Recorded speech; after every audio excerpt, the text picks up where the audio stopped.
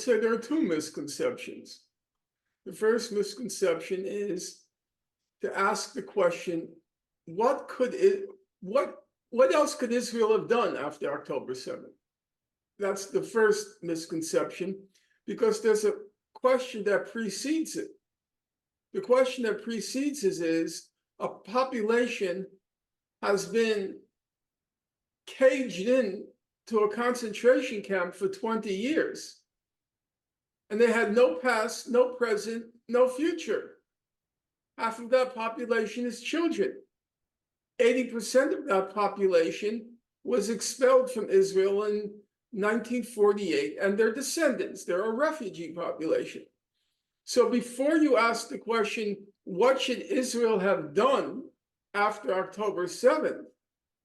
You should be asking the question, what should the people of Gaza have done after being locked up in the concentration camp for 20 years? What were their options? What were their alternatives? So that to me is the first misconception. It's asking the wrong first question. The first question is, what were the people of Gaza supposed to do after being interned, in many cases, because it's a child population, in many cases, from the day they were born in that godforsaken place. And the second misconception is the one that you read every day. And that's what makes propaganda so successful and so insidious, that it's so pervasive, it's everywhere. So you can't even see outside it, above it, below it, you can. That is, they call it the Israel-Hamas war.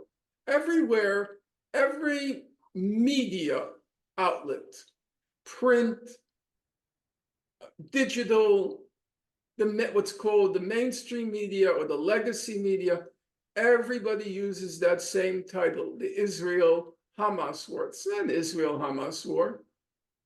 It's an Israel-Gaza war. It's a war against the whole population of Gaza. Does it include the combatants, Hamas?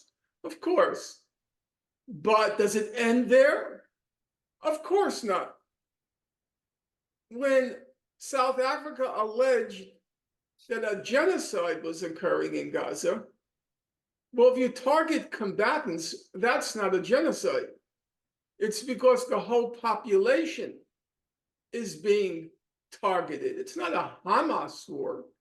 It's a war against the whole population of Gaza.